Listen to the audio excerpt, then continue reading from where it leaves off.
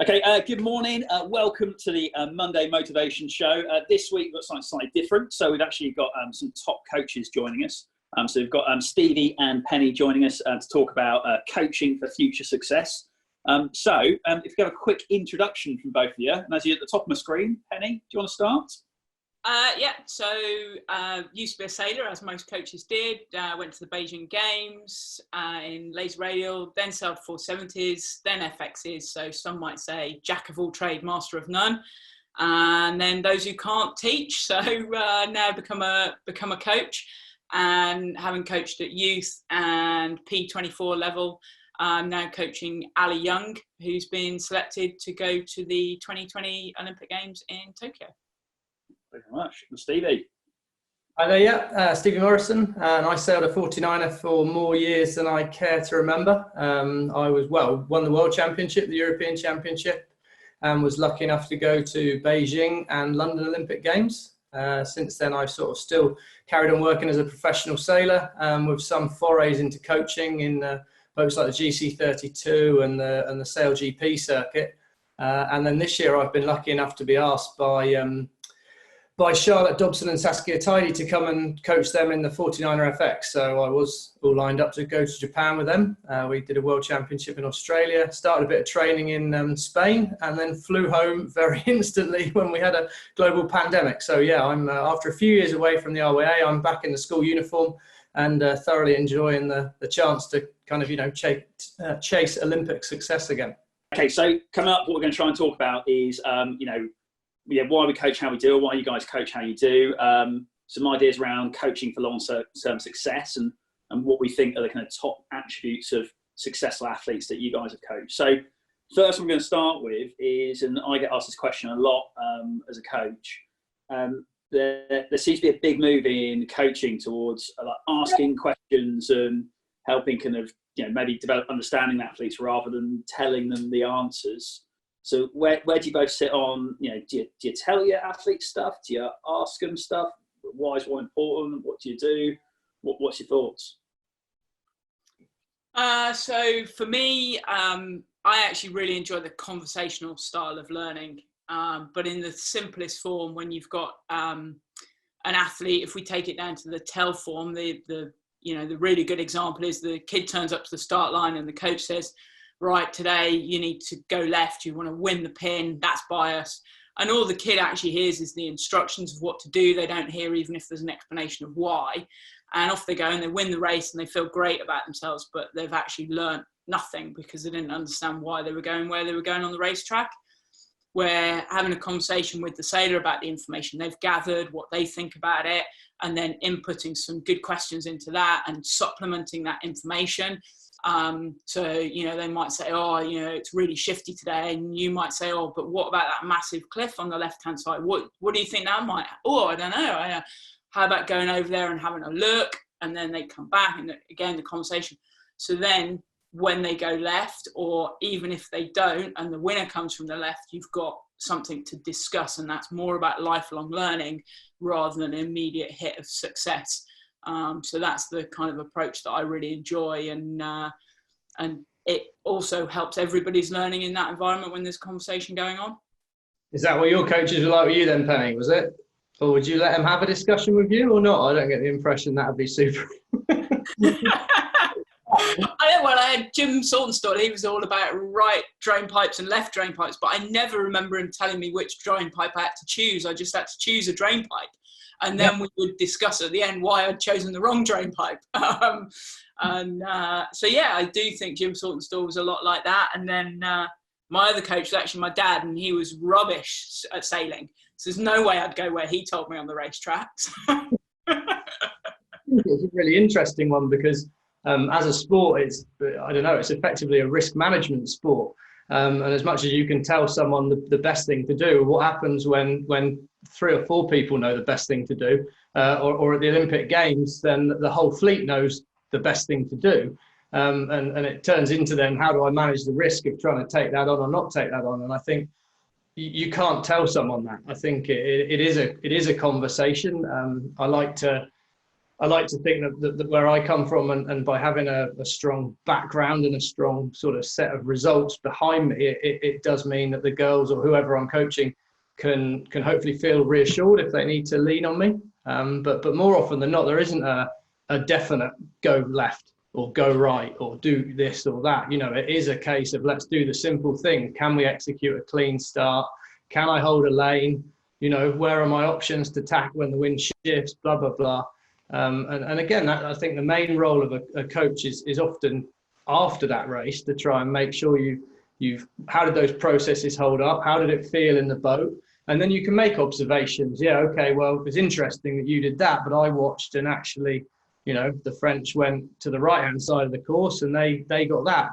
Is there maybe some tide or whatever? So it's a kind of, I struggle not to say this because I still don't feel like I'm a coach yet. I still desperately believe I could be sailing because despite having some hints of grey and some wrinkles when I move my face now, I still in here think I'm 20 and could go and do it. Unfortunately, when I try and do it, my body doesn't run across quite like how it used to. But so I do struggle with that, and I think it's important that you have an opinion. But the reality is you're not in the boat doing it. And as soon as you tell someone a plan, if that plan's kind of there is no plan B, well, they're on their own. So you've got to remember that it's the sailor in the boat that's doing it, and as a coach, you're there to help. Which, yeah, I'm sort of. Yeah. So I suppose if you got an opinion, you'll have gone through a process to get that opinion. If you just give them the opinion, they've not gone through the process. So you're right, it doesn't work, it doesn't work. Exactly. You've got to. I think it helps to have an opinion because it's all too easy to say, oh yeah, just get a good start, hold a lane, blah blah blah. You know, there's complexities to it, and I think as a coach, you need to be able to understand and watch the racing. And I think something that'd be really interesting, I'd love to ask Penny about, because I've always been in the privileged position of coaching one boat. So when you're watching a boat and it's one boat, I can be in the boat with Charlotte and Sass in my head, and I'm sailing the race with them as if I was doing it. Now, that's very different to being in a squad environment and working as a coach of a squad, which I don't know that I'd be any good at that, but maybe we'll see one day, hopefully. But you know, it's a really interesting difference. So my experience, I work with Frank Camas, the French sailor in his GC32. Now, obviously, you can't tell him because je parle un petit peu de français, mais c'est pas très fort. You know, so I could understand him a little bit, and the guys on the boat. But then you are trying to ask the questions of them in very simple English. And actually what he liked that. And this is a guy that's won the Route de Rome, set Vendée records, done, you know, I mean, he's an amazing guy and the most super analytical sailor I've ever met. He is like a sort of scientist, but he liked that, bringing it back to the basics. And can you answer the basic questions? And I think what's so often lost in sailing is, I remember when I was 18 or 17, I became a sailing instructor. And to become a dinghy instructor, you need to know the 5 essentials, which Penny will tell us in a minute. But you know, they are. That's my quiz. That's my quiz written for me right there, Stevie. Thank you. But you've got your balance. You know, you've got your heel, your trim, your sail trim, your rudder. You know, these 5 essentials. Now, I remember doing a lesson with a kid. Or I don't know who it was. Someone asked, you know, why? And I was like, crikey, I don't, you know, at 17, I'd been like some superstar. I like to always think I'm a superstar. I'd been a cadet national champion. I'd done quite well at the world championships, and, you know, I'd sailed a 420 a bit, you know, and at that age, you're quite cocky. But when I got answered that question, it was quite hard to know why. And then I roll forward to my sailing career, and I've had many fantastic coaches myself, but probably Paul Brotherton was the most influential in terms of changing me as a sailor. And I can pinpoint my sailing career having a day where it was going to fail, or it was going to, as it turned out, I carried on and made it to the level where I got good enough at sailing. He came out behind Ben and I, and he said, tell me when the boat's flat. And I've been bearing in mind here, I'd won Fireball World Championships. I'd been sailing for years and years. I'd got in a 49er. All I did was go sailing. and I didn't sail the boat flat, you know, and I didn't understand the importance and the passion needed to keep the boat flat. Now, I sailed it flat compared to most people, you know, but what is Olympic flat? What is brilliant is different. So that detail and that little bit, and Paul was just, you know, boat's not flat. And all Ben and I went away and did then on our own was just sail the boat flat. And we went from coming 30th at the Worlds in 2002 to the next year we were 6th. Now, there's other things, but the fundamental thing in that was a passion to sail the boat flat and just understanding the importance, going back to those 5 essentials. And so I think it's important as a coach to remember that the simple questions and being able to do the simple things very, very, very, very well is what's key. And too many people get lost in searching for magic, I think, and forget the fact that actually Ben Saxton, John Gimpson, Luke Patience, Charlotte Dobson, you know, these people, they're not magicians, you know. I mean, you could argue Ben Ainsley maybe is Neo from the Matrix and he sees wind come down the screen as ones and noughts and twos and noughts. But the rest of us just have to keep the boat flat, trim the sails nicely to the, you know, and do these basics. But it's not easy. And I think as a coach, it's important to ask those questions and probe with those simple points, because it's very easy to overcomplicate it. And I come from a more complicated boat. Penny's like a guru in a laser. Now that you tell us, Penny, but I mean, I'm presuming there's definitely less ropes to pull. There is, but it's exactly the same stuff, Stevie. You know, we sat in on a technical chat with Sid Howlett the other day. I'm not going to give away any team secrets, but we were talking about this really technical thing that's very applicable to lasers called telltales.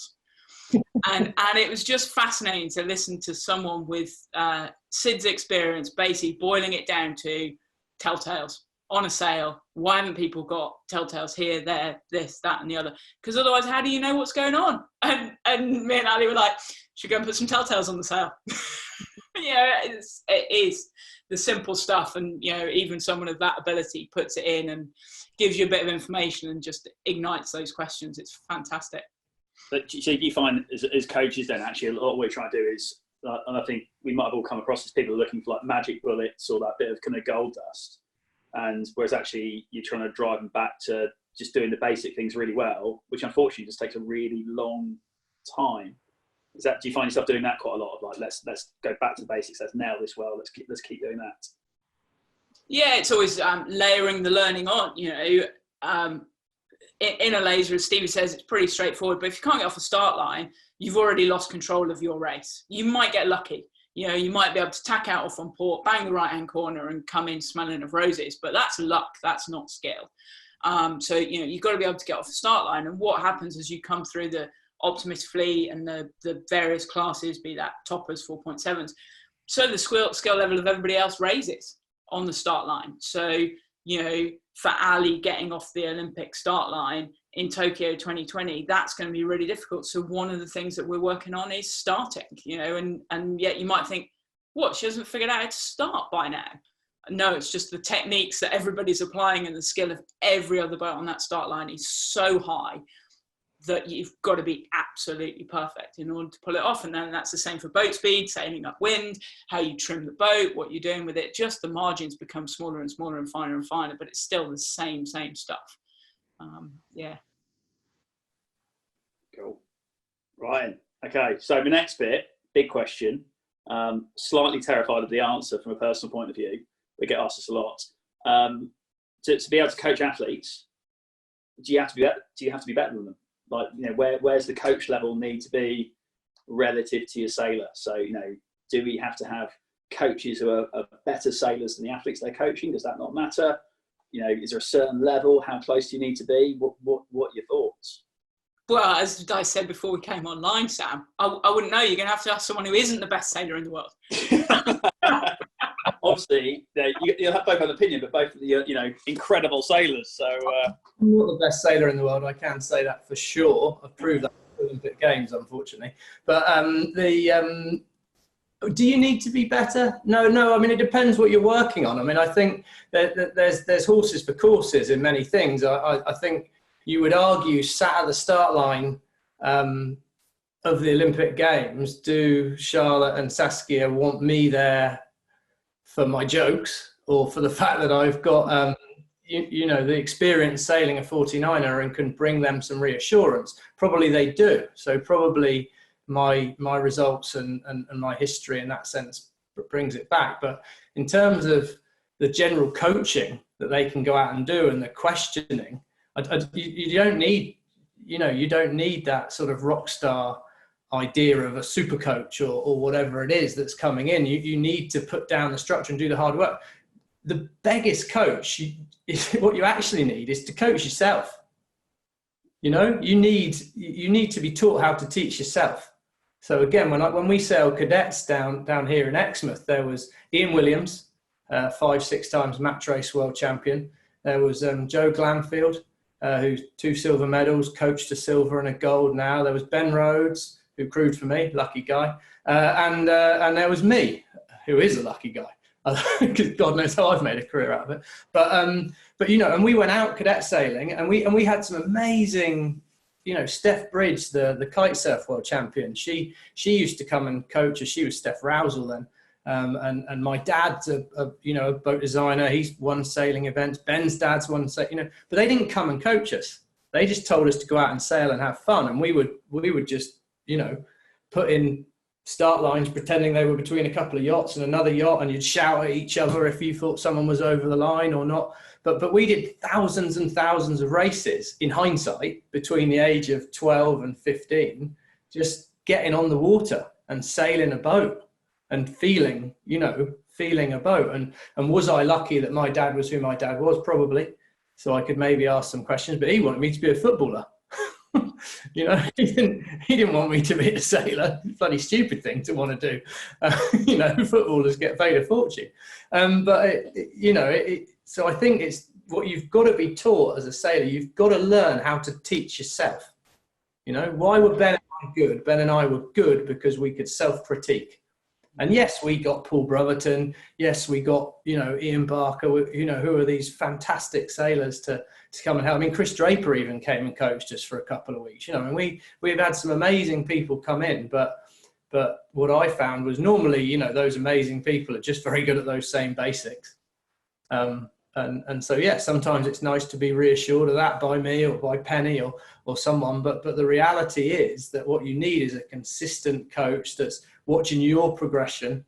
I think as Penny alluded to earlier, we kind of grew up in a time of Jim Saltonstall, and you just had one big squad, and you were sort of all chucked in together, and you had a brief at night that was land on the left, bang left, land on the right, bang left, wind off the shore, approach from the left, do the opposite in the southern hemisphere. That was our tactical sort of briefing from Jim. But what he did was he excited me and made sailing fun. And the reason I go sailing, the reason I want to be a coach, the reason I sort of have tried to do little bits of commentary and all the rest of it is I think sailing is a wicked sport. It's exciting, it's super variable, it's open to all ages, to all abilities, to everything. Girls can race, boys, it's all on a level playing field. And so I want to sell that passion. So what I want in a coach is someone that can bring a bit of passion to it and make you realize how lucky you are to be doing what you're doing, but keep you on track. But, it's these basic things we've got to do very, very well. I couldn't agree more, Stevie. I think for me, it's understanding the sailor need to understand themselves well enough to understand what they need from a coach. And then they compare it with the right coach, because the perfect coach who knows absolutely everything, has the correct level of motivation and the right communication skills, the right coaching style for anybody doesn't exist. We've all got something that we bring that hits off with certain people better than others, even though, we might want to be great for everybody.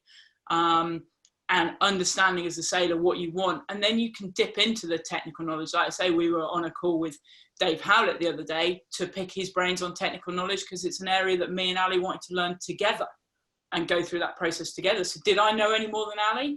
maybe not, but we were exploring that together and going on that journey. So we bring it into our coaching, and I'm very biased because, like I said, I was coached by my dad, and he was a rubbish sailor, but he created the environment that Stevie's talking about, a really fun environment. He got loads of other kids from other families involved, and then every Sunday night we'd go home and clear the dinner table, and these matchboxes would appear, and me and my siblings would talk about the racing and have arguments, but we're all learning, and Dad just created that environment to allow that fun and that learning and excitement to happen, so that we went on and then went and found stuff out for ourselves. And later in life, I got my husband to coach me, and I'm sure a lot of people would cringe at that and think they couldn't think of anything worse than their husband or wife coaching them. But I brought him in for some really specific reasons, and it was really successful because of that. And he wouldn't say he knew loads more than me, and that's why he did it. It was about that partnership and going on the journey together. Penny, in that so much of it is around that idea that if you're just told what to do and you don't have any understanding, then if it goes wrong or it doesn't go wrong, how do you learn? Yeah. It wasn't your idea. So if you don't give these it doesn't matter. It doesn't matter. I was going to say these kids. It's irrelevant whether it's kids, someone getting an enterprise at Chasewater Reservoir in the Midlands or whatever that's going out for. If you don't get out there and try it and fail a bit and enjoy getting it wrong, because I've got a fantastic, the only time I ever seem to make it on social media these days, and I mean, Will from the RWA seems to love bringing it up as well, but there's a picture of me just pitch hold absolutely spot on in China, seems to be my endearing memory. But and all right, I probably haven't got a lot of enjoyment of learning from that failure. My point being that even when you're at the top of your game and you think, mistakes happen and stuff goes on, and you've got to learn from these things. And I think if you're just told where to go and to do, then all right, you might win a race. But if you don't understand why you win it, you're not going to be at that. You're not going to be going to Olympic Games. And if you're not trying to go to the Olympic Games or be professional at it, then why are you doing it? Well, I think you're doing it because it's a hell of a lot of fun. Like, it's just an awesome sport. It's, it's social. I've been over all that. I think it's great, as you can tell. But I think what I'm hearing from both of you is almost this, actually, from the coach point of view, you probably need to be a certain level, but actually it's a certain level for certain things. Because if you need to go get that extra bit of information, you might be able to take your athlete somewhere and get it. But actually the most important thing is you're trying to get your athlete to be really keen on learning stuff, not afraid to fail, try stuff, and fostering passion, understanding. So you might be the best in the world with all the knowledge. If you don't get the athlete to a stage where they're really keen to learn and passionate about it, doesn't really matter how good you are as a sailor. Like, no. you're not particularly a good coach. That'd be about right? Yeah. Cool. Cracking. Okay, so in a minute we're going to come on to a topic which is like, do you think, where do you stand on talent versus hard work, mindset, and that kind of stuff? But just because we're getting into it, it's really interesting, like hearing some Stevie story about who he's been coached by, and Penny kind of how some of those briefings got in your past. So, you'll both have a bit of a coaching like ethos, like probably something you identify to as coaches. Like, for both of you, where did that come from? Did it come from being a 17-year-old dinghy instructor teaching the 5 essentials, or did it come from being coached, or where did your kind of coaching ethos, how you coach, where did that come from? I think for me it depends on coaching a little bit. I think if I am going down to the sailing club or doing anything else, then I don't think there was anyone better than Jim Saltonstall, and at that age I'm trying to you're trying to inspire and you're trying to make it fun. I mean, I don't know. My opinion is you can't really be great at anything unless you enjoy doing it, because at some stage it's going to get really boring and hard.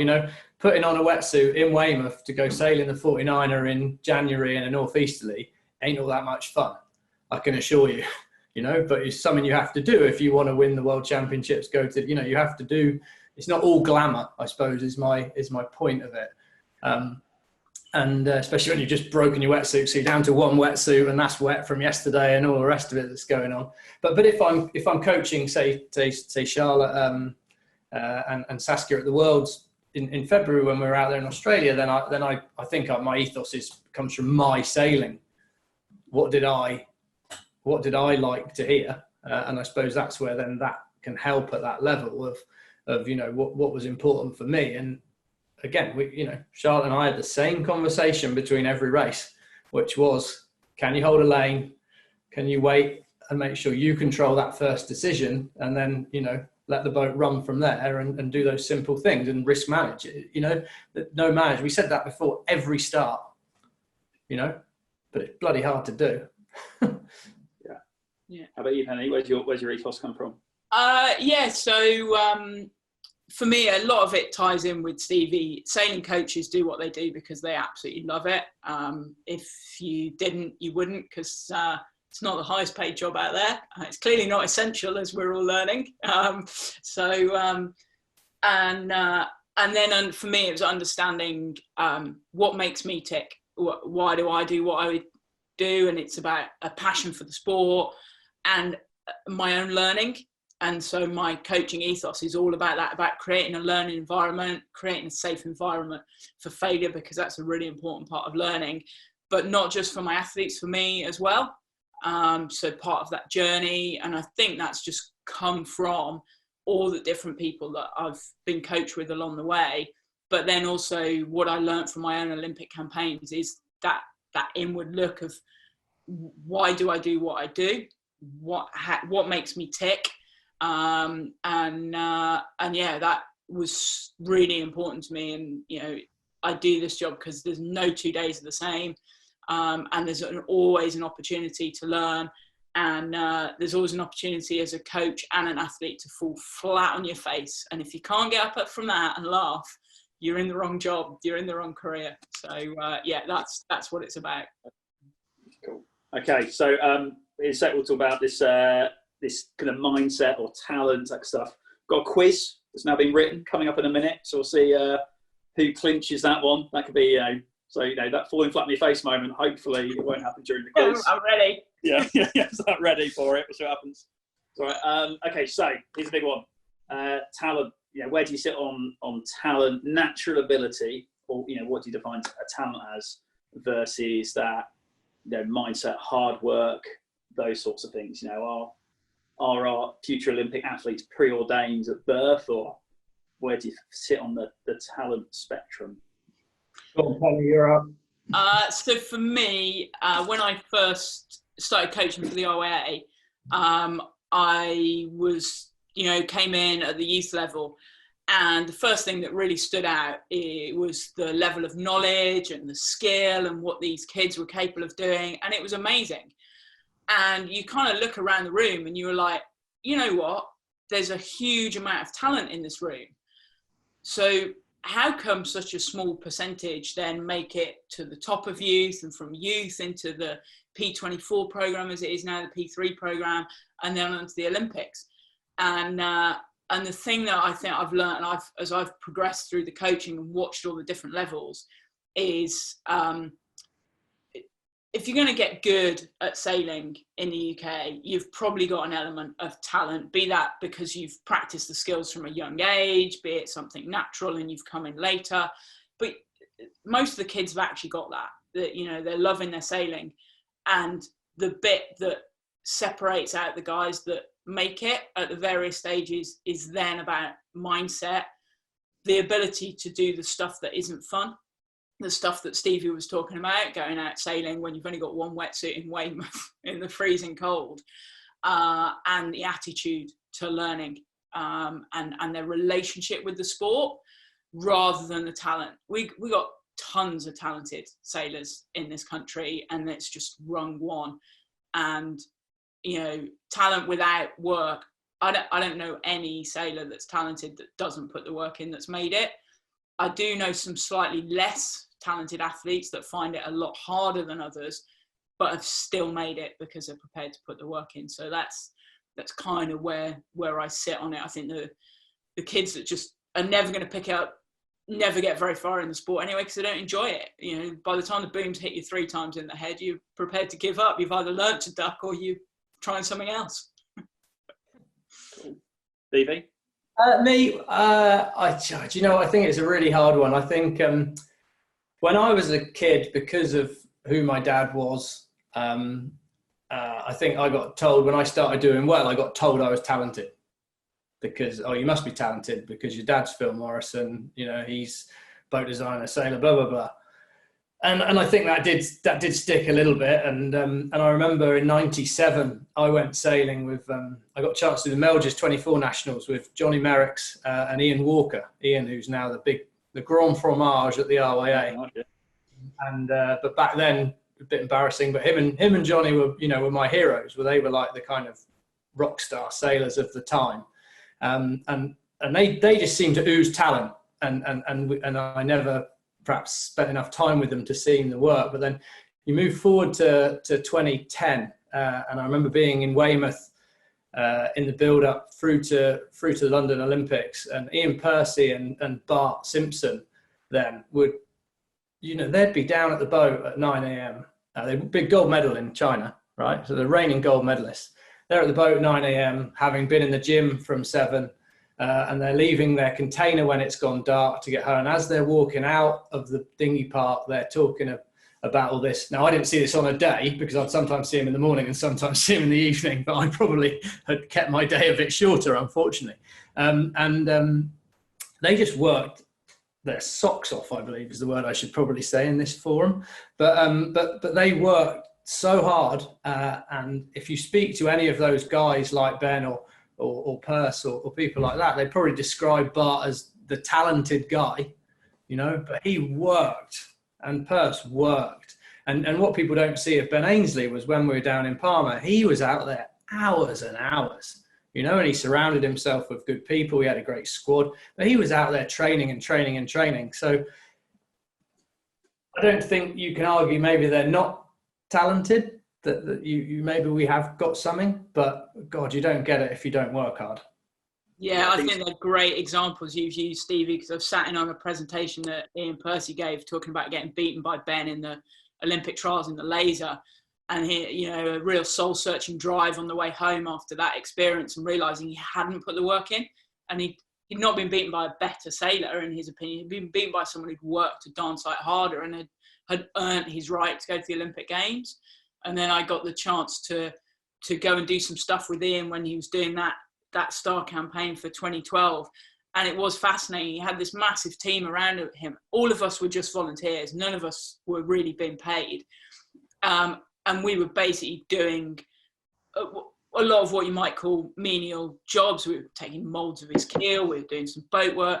We were cooking his dinner for him. We were doing his shopping. Sparky, believe it or not, was taking him coffee and breakfast every morning.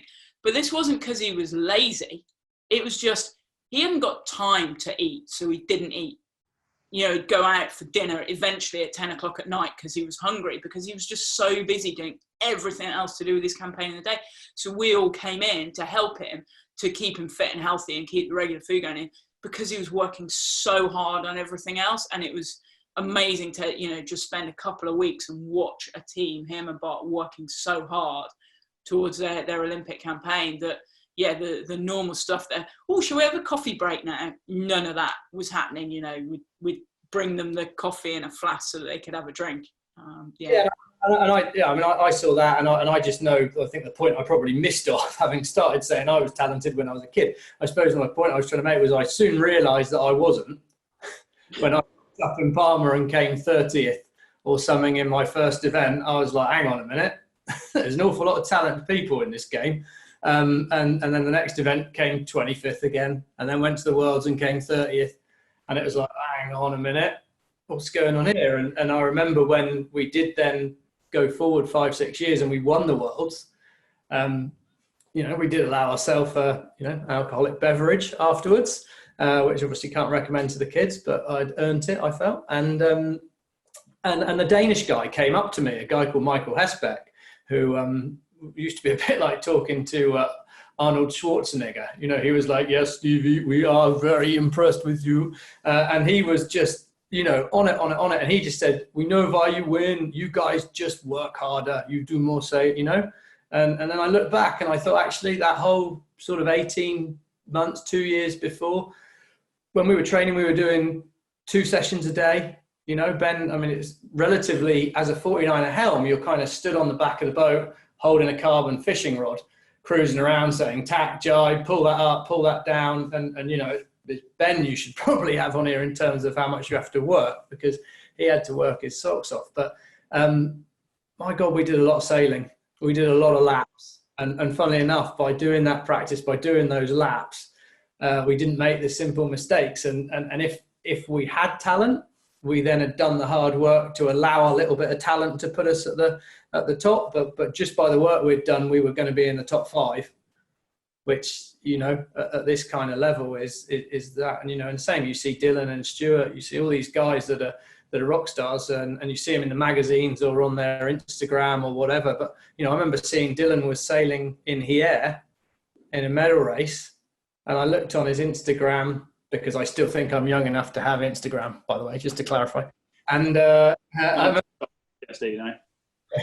yeah, I don't think they don't have an older age limit yet. But and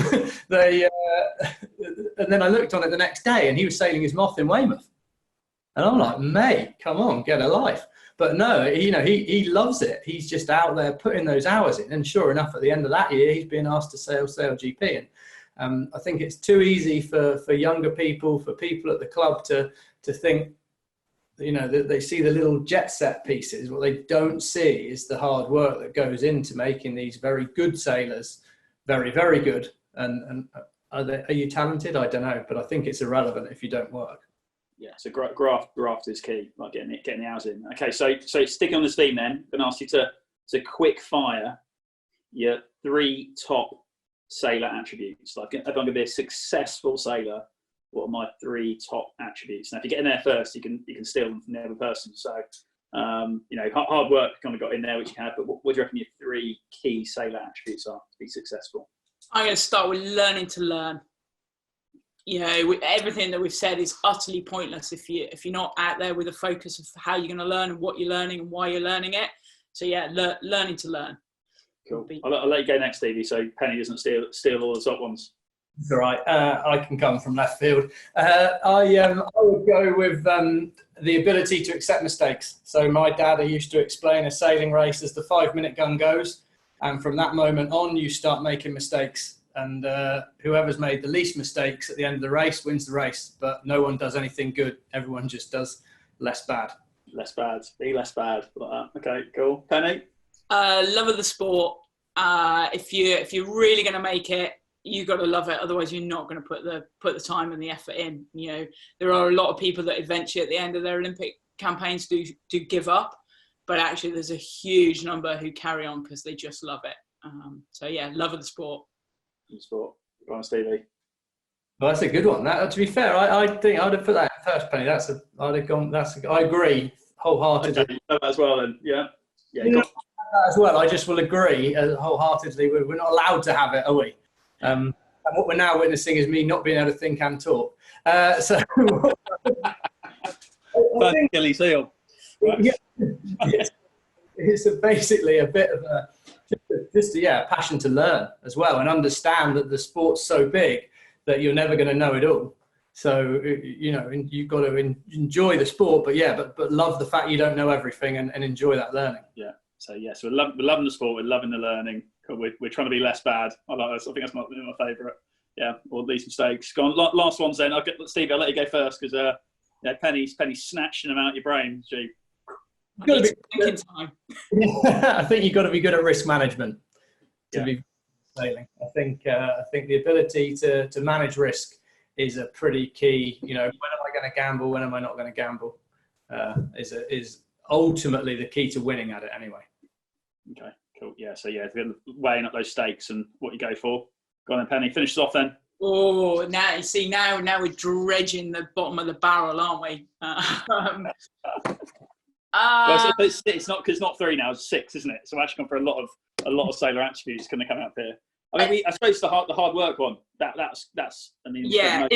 If we're allowed that, the hard work one. Yeah. But you know, for me, there's something in there. It kind of ties in with risk management, but the ability to make a decision. You know, you do see a few sailors out there that, you know, should I do this? Should I do that? Should I do this? Should you know what? Just make a decision. Have some confidence and go and do it. And doesn't matter if you're right or wrong. So how you create that, how you have that, I think has got to be part of sailing. It's fundamentally it's what we spend the whole time doing around the race course, and it is actually really simple upwind. It's tack or don't tack. Yeah. Don't overcomplicate. Tack or don't. Yeah. That's because twist. she sails slow boats, though. We have modes in our boats. But anyway, no, I'm joking. She's right. She is right. Right. Okay. So here we go. Go head to head now. It's quiz time. 5 questions. It's I think with a lack of buzzers, unless you've made one in front of you there, it's going to be a quick hand up. Okay, to go there. So last question. There's quick hand up for the answer. So bear in mind in the series so far it is it's 2-2. So boys 2, girls 2. So this is going to put one into the lead. So number 1, Tony Morgan won the silver medal in the Flying Dutchman class at the Tokyo 1964 Olympics. But who was his crew? Go on, Stevie. Ben Hutton Davis? No. Go on, Penny. I'll let you steal. Oh no, Flying Dutchman 76. The answer's on your sleeve, Stevie.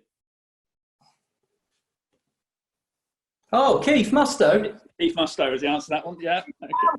I thought he was a helm though. Oh, might be. I've just been sent the answers. I'm a windsurfer, so I get away with I get away with all sorts doing this. I'm a single-handed sailor. This is unfair. I don't do cruise. Okay, right. Okay, this Penny. This I want a review on that, and if I'll review. It's actually a crew, and you said crew, then that's -1 to the host, which could be a record. I'll go to the TMO. I'll send it upstairs to the TMO. We'll get the answer on that one. Right. Okay. Number 2. What year did the laser radial make its debut at the Olympics? Oh, Penny. 2008. You did, correct. There we go. Who went for us? Get bonus point. Right. Okay. Number 3. Who won the first 49er gold medal? Oh, I was going to look this up the other day. Go on, Stevie. Thomas Johansson from Finland with Jarikko Järvi. Oh, there you go, the whole thing. Where was it? Sydney. Oh, look at that. All over it. Okay. GBR. Oui. I'll tell you, this is the highest scoring quiz we've had so far. Like, we've had noughts and ones. Yeah. Okay. Here we go. Right. We've had this one before. So see how this goes. How many of the 15 selected Tokyo 2020 sailors, so Team GB, are Scottish? Go on, Stevie. It's 4. It is 4. Correct answer. Okay, so I believe that is it's either 2-1 or it's 3-1, depending on what the TMO says on the first one, which I'm pretty sure it's probably 3-1. You didn't come up with Keith Mustoe. If you'd come up with Keith Mustoe, you could give it to him. But I got confused by them saying crew. That was what blew me. Keith Mustoe or Rodney Patterson, no problem. But right, number 5. What boat did Sid Howlett race at the 1976 Olympics? Oh, Stevie's in there straight away. Finn. I tell you what, yeah. I feel like you two. If it was a sailing trivia game, I'd have you both on my team. There we go.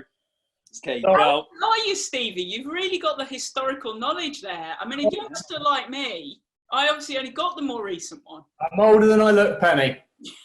Yeah. Okay, I'll finish off my last one then. So it's a non-sailing history one, because this is my favourite, as a windsurfer, my favourite sailing quiz question. What's the on a dinghy? What's the only rope on a boat that's called a rope? Oh. It's the only rope. Oh. There you go. Answers in the comments. Answers in the comment section, clearly. That's a good one. It's good, wasn't it? It's the. Do you want to know the answer? Save it. Save it. Put it in the comments. Bolt rope. Bolt rope. Bolt rope. It's only rope, and you can't see Oh, it. you mentioned it earlier. There you go. Yeah, you did. Talk about bolt ropes. Okay. Yeah, off camera. Cracking.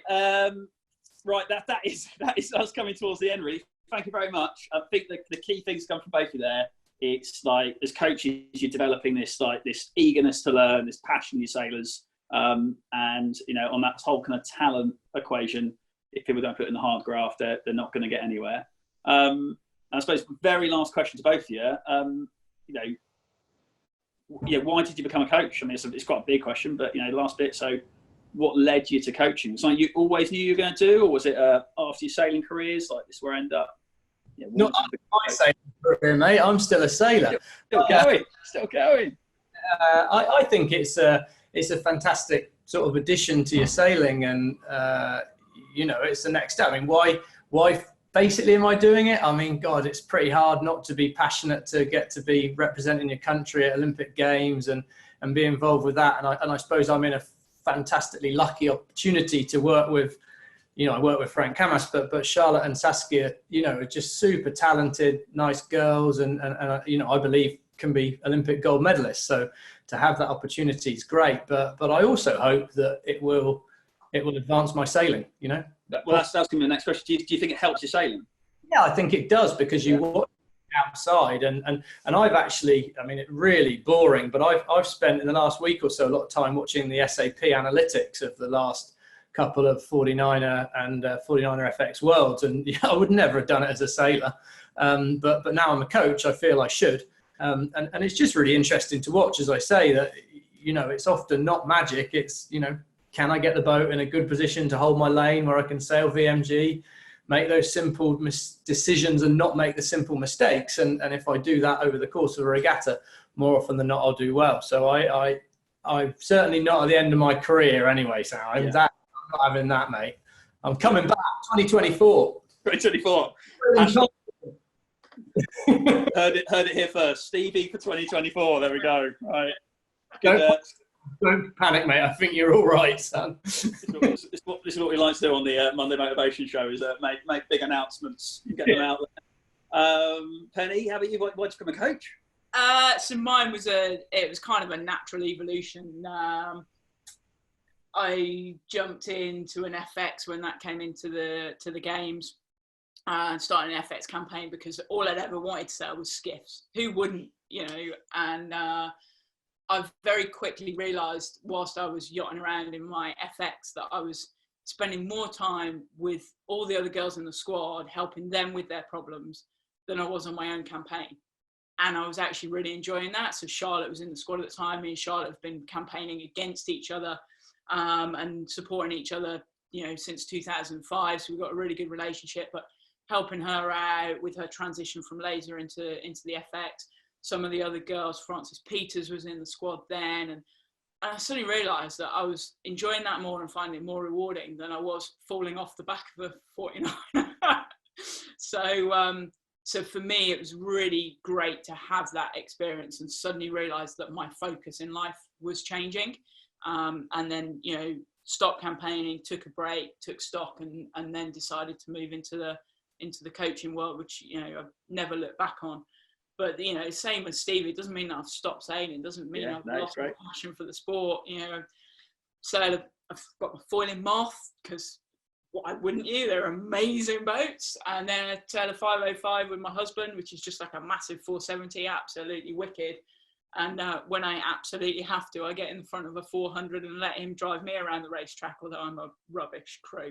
So yeah, still sailing, and loving it every day. Brilliant. Thank you both very, very much. Enjoy, rest of your days, and I hope lockdown you're finding ways to keep yourselves entertained. And we'll catch up soon. Thank you very much. Cheers, Sam. Bye, guys.